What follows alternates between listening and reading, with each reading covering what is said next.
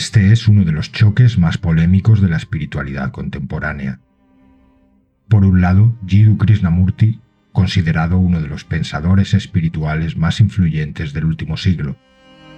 Por otro, U.G. Krishnamurti, una figura que se ganó el sobrenombre de Antigurú al lanzarse sin contemplaciones contra las ideas más arraigadas de la búsqueda espiritual. Aunque sus caminos se entrecruzaron en varias ocasiones y tuvieron en común la sociedad teosófica, jamás hubo una relación de maestro y discípulo entre ellos. Más bien, sus diálogos parecían dos corrientes opuestas de un río: el fluir sereno, metódico y reflexivo de Jiddu frente a la mirada cruda y desmitificadora de U.G., quien calificaba las enseñanzas de su homónimo como jerga psicológica que esquivaba la verdad esencial. Aún así, es curioso cómo ambos relatan haber atravesado experiencias radicales de lo que la tradición llama despertar o iluminación, con secuelas físicas y mentales difíciles de encajar en los parámetros habituales. En este canal hemos explorado en detalle tanto las reflexiones de Jiddu como las de U.G., sin pasar por alto los episodios en que cada uno describía dolores, cambios internos y alteraciones en su percepción. Son historias potentes que a muchos cautivan y a otros escandalizan, sobre todo en el caso de U.G., cuyas declaraciones suelen volar puentes antes que tenderlos. Por ello no faltan espectadores que lo consideran un impostor o un rebelde sin causa, mientras otros lo ven como un soplo de aire fresco que desarma toda autoridad espiritual. En el vídeo de hoy te presentaré una serie de extractos provenientes de la biografía de U.G., escrita por Mahesh Bhatt, centrados en los encuentros y desencuentros que vivió con Jiddu Krishnamurti. Más allá de la admiración o la crítica que despierte cualquiera de los dos, estos testimonios nos permiten asomarnos a la trastienda de sus charlas y conversaciones privadas, revelando matices que raramente se exponen en público. Aquí encontrarás una muestra del contraste entre la profunda convicción de Jiddu en la posibilidad de transformar la conciencia humana y el escepticismo implacable de U.G., que no dudaba en cuestionar todo y a todos, incluida la enorme estatura intelectual de su tocayo. Si quieres ahondar aún más en el legado de U.G. Krishnamurti, en este canal dispones de varios vídeos que analizan sus ideas y experiencias de forma amplia y directa. Comenzamos. Extractos de U.G. Krishnamurti, una vida. Biografía por Mahesh Bhatt. Fragmento 1. U.G., si yo te pidiera que nombres la persona más notable que has conocido en tu vida, ¿quién es el primero que te viene a la mente? Jiddu Krishnamurti, pero... Él no completó la frase. ¿Te estás retirando, U.G.? Oh, no, protestó U.G. No te entiendo, U.G. Esta mañana tratabas el tema de Jiddu Krishnamurti con desdén. Ahora dices que es el hombre más notable que has conocido en tu vida. Nunca dije algo que no quisiera decir. ¿Sabes la leyenda de Krishnamurti? La gente de la cual él surgió, los teósofos, lo veían como un Buda del siglo XX y creían que su enseñanza, un renacimiento de la fe, duraría 500 años. Fundaron una organización, la Orden de la Estrella del Este, para propagar sus enseñanzas. Cuando el esperado salvador de la humanidad disolvió la organización y renunció, aquellos que lo habían puesto en el escenario mundial como el instructor del mundo se sintieron traicionados. Naturalmente, la disolución de la organización por Krishnamurti tuvo una connotación mágica durante toda mi juventud. Sin duda él lo ha superado. Él ahora es considerado como el maestro religioso más sobresaliente de nuestro tiempo. Sin duda que es inmensamente popular. Él es un animador por excelencia y un maestro de las palabras. Las palabras de Krishnamurti pueden haber sonado muy revolucionarias un siglo atrás, pero las ideas dadas por ciertas en el campo de la psicología serán desafiadas con el surgimiento de las nuevas revelaciones en los campos de la microbiología y la genética. La mente, la cual asumen las enseñanzas de Krishnamurti, la franquicia exclusiva de los psicólogos y maestros religiosos y todas las conjeturas conectadas con ella serán socavadas. Las enseñanzas de moda y las terapias modernas que están comercializando son como muñequitas coquetas y seductoras muy distintas a los viejos juguetes pasados de moda. Ellas tratan de deslumbrar en vez de saciar a sus seguidores. No tienen gran futuro y caducarán. A través de los años de mi asociación con UG, me crucé con gente que tenía diferentes opiniones sobre las embestidas de UG contra las enseñanzas de Jiddu Krishnamurti. Aquellos modernos que están enganchados con la jerga psicológica sienten que UG está obsesionado con Jiddu Krishnamurti. Los religiosos que ven la relación entre los dos a través de los portales de la tradición dicen que las arremetidas de UG contra las enseñanzas de Jiddu concuerdan con la gran tradición india en la cual el discípulo arrasa con las enseñanzas de su gurú. Por 7 años, entre 1947 y 1953, UG escuchó a Jiddu Krishnamurti cada vez que éste venía a Diyar, Madrás. Durante estos años, UG nunca conoció a Krishnamurti personalmente. El personaje de un instructor del mundo había creado alguna clase de distancia en su mente. ¿Cómo puede ser creado un instructor del mundo? Los instructores del mundo nacen, no se hacen, se dijo UG a sí mismo. Nunca fue parte del círculo íntimo de Krishnamurti. UG encontró huecos a los eruditos, genios y la gente notable que conoció en la sociedad teosófica. Habiendo trabajado con todos ellos, encontré que allí también había la misma hipocresía, en el sentido de que no había nada más en sus vidas. Al final de sus charlas públicas, Jiddu Krishnamurti siempre contestaba preguntas escritas que le enviaban anticipadamente.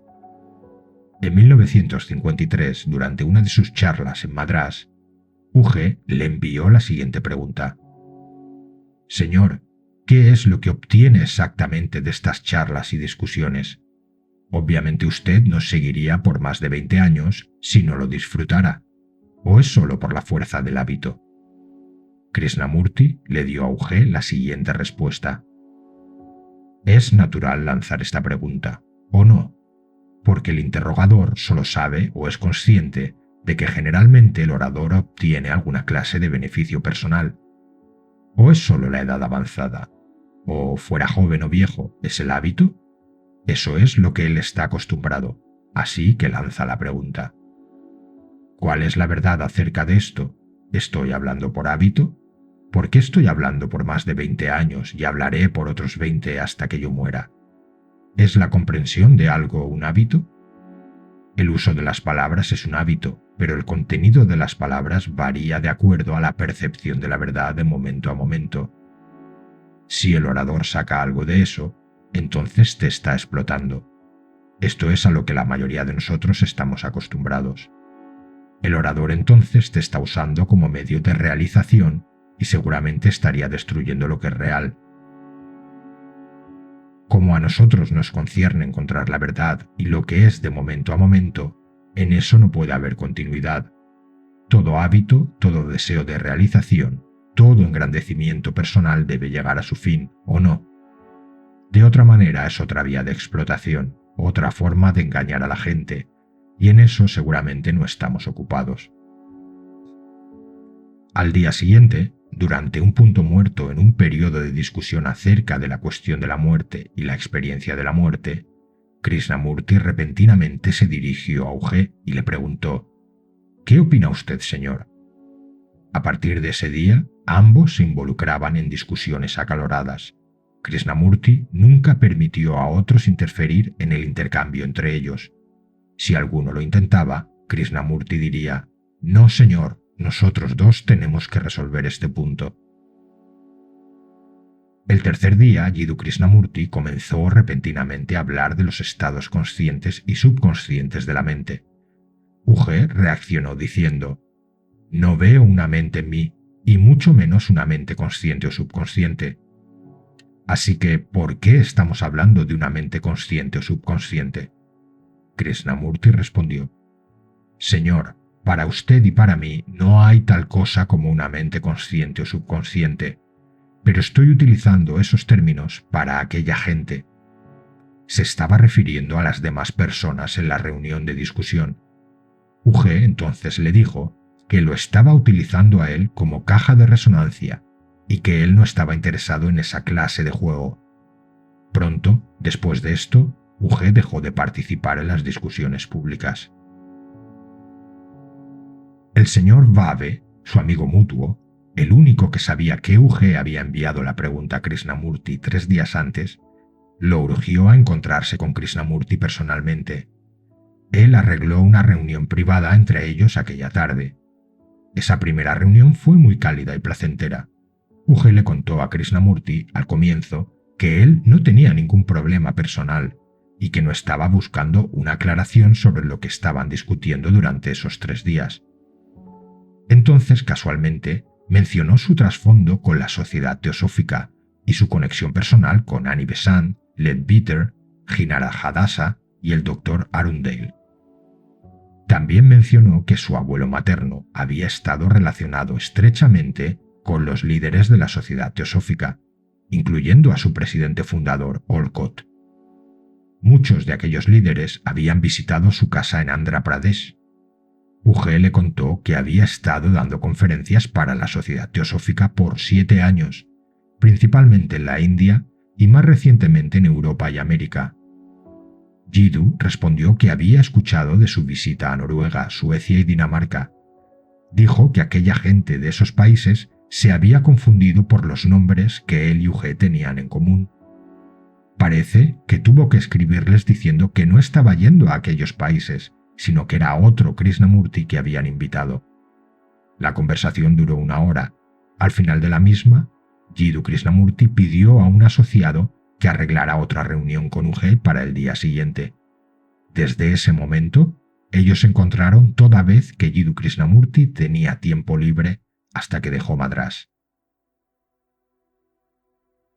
Fragmento 2. Aquella misma noche, durante su caminata, Jiddu se topó con la esposa de UG, Kusuma, sus 2 hijas y una niña cargando a su hijo. Al día siguiente, cuando UG lo fue a ver nuevamente, Jiddu le dijo cuán doloroso era ver una niña cargando a un niño ya crecido. Le dijo: «Señor, una niña cargando a aquel niño», y comenzó a sermonear a UG, quien le dijo a Krishnaji: «Mi hijo es un niño enfermo. Sus 2 piernas están afectadas por la polio. No puede caminar sin un aparato ortopédico. Es por eso que ella lo estaba llevando».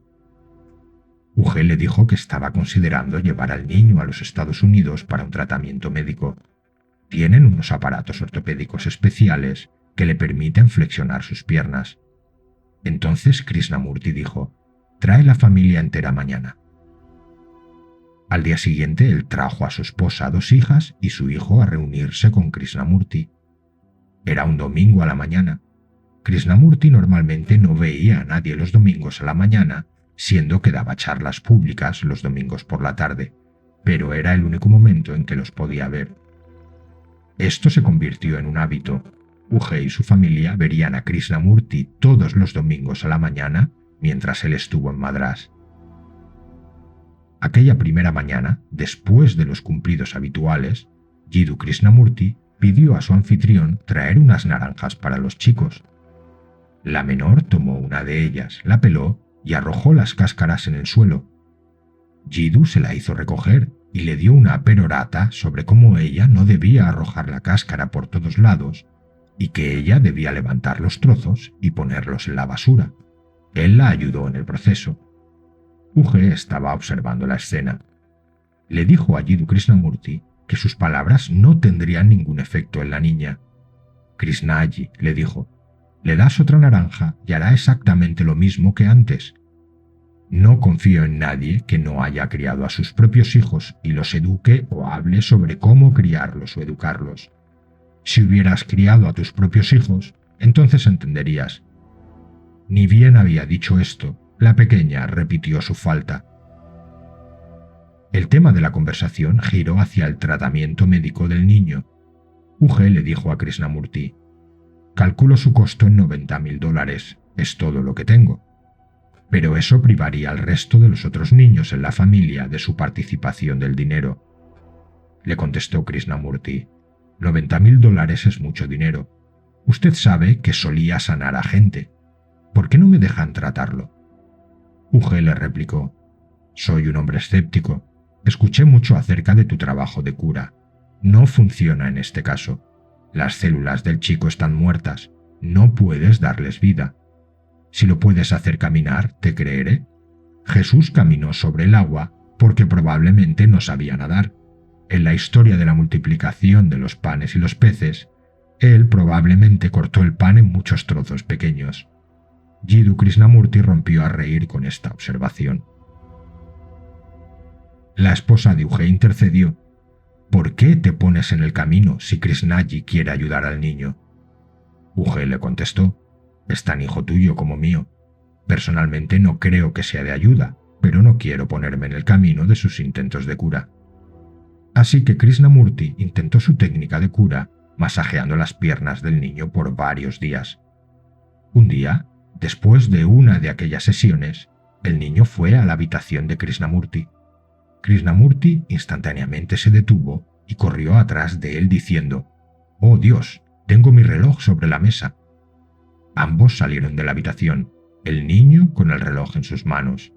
Como solía, Krishnamurti comenzó a sermonear al niño sobre cómo no se debe jugar con cosas costosas que no eran juguetes. Uge y su esposa se reunieron con Krishnamurti varias veces. La esposa de Uge era muy reacia a apostar todo el dinero de la familia en la posibilidad de que el niño se pudiera recuperar en América. Ella no quería dejar a las niñas y surgió el tema del derecho de decidir por sí misma. Entonces Uge le dio un ultimátum en la presencia de Krishnamurti. «Tienes el derecho de dejarme e irte por tu lado con los $90.000 o ir a los Estados Unidos conmigo para conseguir el tratamiento del niño. De cualquier manera, yo me voy a los Estados Unidos». Entonces Jiddu Krishnamurti dijo: «Amma, si él se pone en tu camino en cualquier cosa que quieras hacer, escápate de él». Su reacción ante sus palabras sorprendió a Uge. Ella dijo: «Si pudiera hacerlo, ¿por qué me molestaría en venir a ti a buscar tu ayuda?». Krishnamurti estaba desconcertado. Al final persuadió a Uge: «Por favor, espera otro año. Me estoy yendo a Grecia y de allí iré a California. ¿Por qué no postergan sus planes hasta entonces? Estaré de vuelta en diciembre». Uge estuvo de acuerdo. Fragmento 3. En Londres, mientras Uge estaba en la cocina preparando una comida rápida para los dos, él es un buen cocinero, le pregunté por sus encuentros con Krishnamurti. Él se había anticipado a mi movimiento.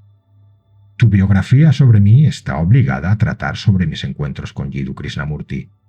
No he guardado ningún registro sistemático de mis conversaciones con él, pero si mi memoria me lo permite, hablaré de mis encuentros con él».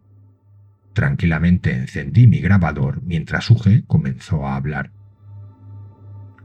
Un día, durante nuestra conversación, le pregunté a Jiddu Krishnamurti: «Ayer, en una respuesta a la pregunta sobre los maestros, contestaste: maestros, en cuanto a los maestros, nunca he negado su existencia.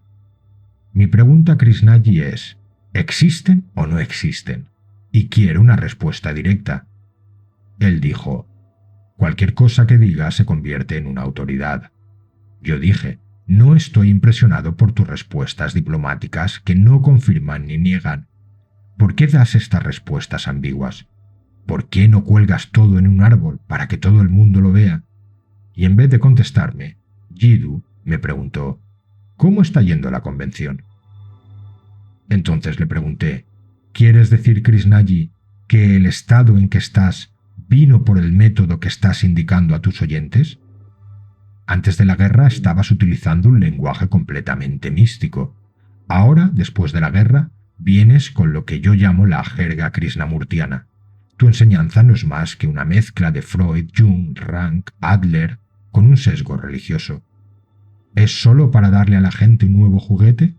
Las niñas en mi tiempo solían jugar con muñecas de cedro.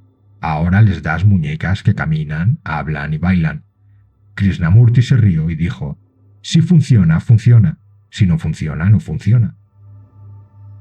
En algún punto la conversación giró hacia el tema del sexo. Estábamos discutiendo las relaciones.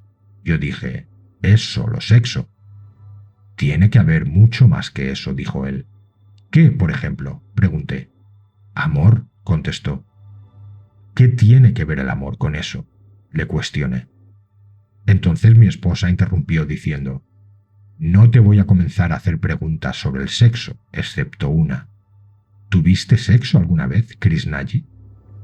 Yo estaba sorprendido por su coraje. Entonces miré a Krishnamurti. Sus ojos se habían cristalizado con estupefacción. Él contestó tranquilamente, Amma, esa es una pregunta impertinente. Durante todas nuestras reuniones y caminatas juntos, noté una cualidad singular de Jiddu Krishnamurti. Solo la puedo caracterizar como el Boy Scout en él. Por ejemplo, un día, mientras caminábamos juntos, noté que Krishnamurti observaba el suelo cuidadosamente, juntando clavos y espinas y arrojándolas al costado. Burlonamente le mostré un clavo que había olvidado. Él se agachó y levantó aquel clavo también. En otra ocasión, cuando estábamos caminando juntos en la playa de Nadiar, se nos acercó un niño pequeño pidiéndonos dinero. Krishnamurti me preguntó si tenía algo de dinero conmigo. Discúlpame, pero no, le dije. Entonces Jiddu solo abrazó al niño. Yo le dije que el niño necesitaba dinero más que abrazos. Al siguiente día llevé algo de dinero, y mientras caminaba por la playa, el mismo niño vino corriendo hacia nosotros pidiéndonos dinero. Yo le di al niño un billete de 2 rupias. El niño saltó de alegría y se escapó con el billete. Constantemente entre Krishnamurti y yo afloraban desacuerdos sobre temas básicos. La verdad que no nos llevábamos muy bien. Siempre que nos encontrábamos discutíamos sobre un tema u otro. Por ejemplo, yo nunca compartí su preocupación por el mundo o su creencia de que sus enseñanzas afectarían profundamente los pensamientos de la humanidad por los próximos 500 años. Una fantasía de los ocultistas teosóficos. En una de nuestras reuniones dije a Krishnamurti, no fui llamado a salvar el mundo. Él preguntó, la casa está en llamas, ¿qué harás? Echarle más gasolina y quizá algo surja de las cenizas, le comenté. Krishnamurti me dijo, eres absolutamente imposible. Entonces yo le dije, eres aún un teósofo. Nunca te has librado del rol del instructor del mundo.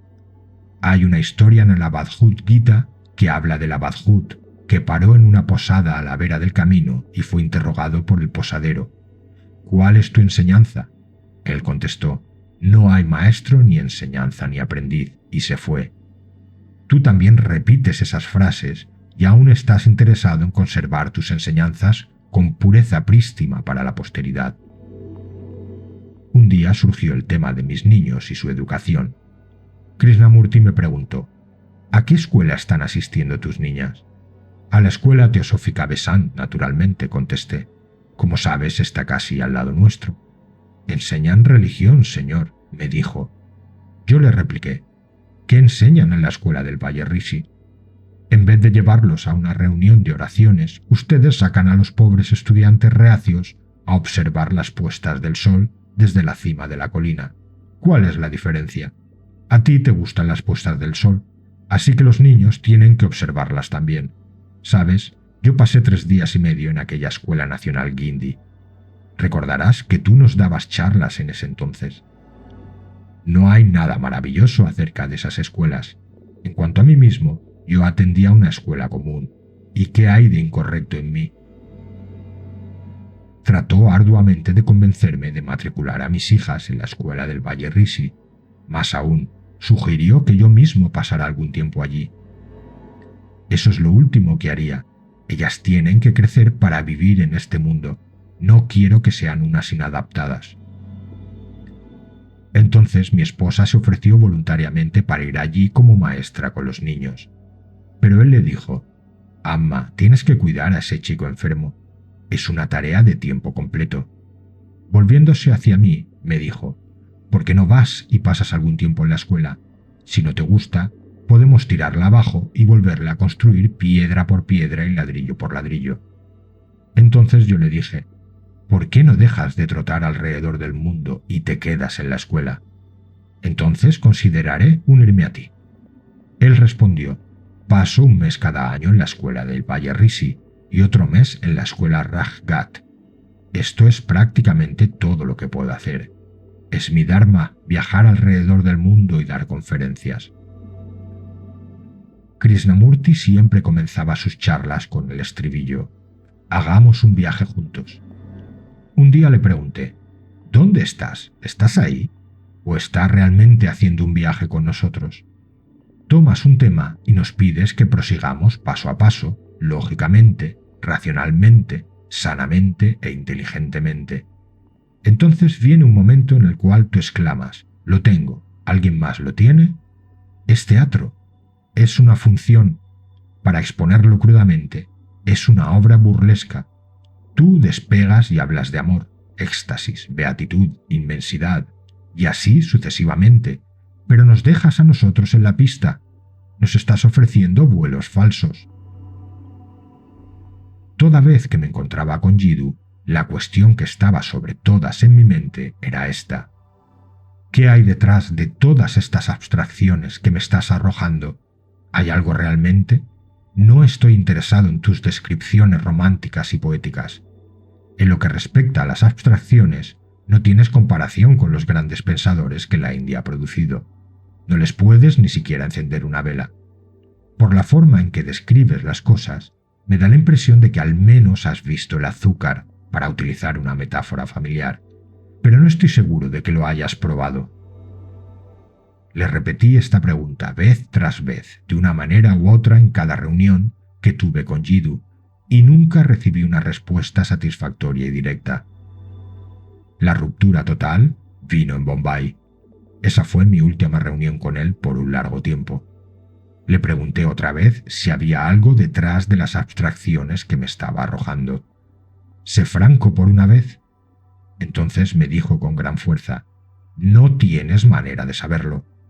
Entonces dije, si yo no tengo manera de saberlo y tú no tienes forma de comunicármelo, ¿qué diablos hemos estado haciendo? He perdido 7 años escuchándote. Puedes darle tu precioso tiempo a algún otro. Me voy a Nueva York mañana mismo. Krishnamurti dijo, buen viaje y feliz aterrizaje. Uge estuvo en América por 5 años. Krishnamurti mantuvo un contacto ocasional con él a través del señor Babe. Quería información directa sobre el tratamiento médico y progreso del hijo de Uge. A continuación, 2 cartas típicas de Jiddu Krishnamurti, una a Uge y otra a su esposa, escritas durante este tiempo. 13 de enero de 1956. Mi querido Krishnamurti, muchas gracias por tu carta del 4 de enero. Escuché que estabas dando conferencias en América. Estoy tan contento de haber escuchado acerca de ti y sobre tu hijo, diciendo que están dadas las posibilidades para que él pueda caminar en 5 años. Si vas a Ojai, podrás encontrar al señor Rajagopal, quien estará allí. Como dices, espero que nos encontremos en marzo en Bombay. Por favor, dale mis saludos a tu esposa. Con sinceros deseos, sinceramente tuyo, Jiddu Krishnamurti. 11 de diciembre de 1956. Querida señora Krishnamurti, muchas gracias por tu carta del 14 de noviembre. Me alegra que me escribieras con algún detalle sobre tu familia y estoy muy contento de saber que tu hijo está mucho mejor. Y espero que antes de que yo vuelva, él haya podido recobrarse completamente y le sea posible utilizar sus piernas. Ciertamente estoy muy contento al saber que las 2 entrevistas que tuviste fueron de alguna ayuda. No sé cuándo iré a América y cuándo nos será posible reunirnos. Espero que todo vaya bien con ustedes 2 y su hijo. Con los mejores deseos, afectuosamente suyo, Jiddu Krishnamurti. Años más tarde, en Gstad, Suiza, Uge y Jiddu Krishnamurti quedaron atrapados en una colisión frontal. Ambos estaban caminando en la misma vereda en sentidos opuestos. La vereda era tan angosta en un lugar que solo había lugar para que pasara una persona. En ese momento, Uge vio a Krishnamurti. No había suficiente tiempo para evitarlo. Mientras se aproximaban uno al otro, los amigos de Uge se pusieron tensos. Nada sucedió. Cuando se acercaron, ambos plegaron sus manos simultáneamente a la usanza india. No pronunciaron palabra. Fue como dos barcos cruzándose la noche. Ni siquiera se dieron vuelta. Al día siguiente, el tema de conversación en el pueblo era ¿quién saludó a quién en primer lugar? Esta fue la última vez que Uge vio a Krishnamurti. Uge, ¿cuál es la contribución de Jiddu Krishnamurti a la humanidad?, le pregunté. Su respuesta fue: por la calidad seductora de sus enseñanzas, él debe haber sido más atractivo y convincente que otros en el mercado. No me corresponde a mí decir cuál es el lugar que ocupa en el mundo del pensamiento religioso. Si los historiadores del pensamiento humano quieren ubicarlo al lado de Buda, Jesús o Mahoma, no es asunto mío.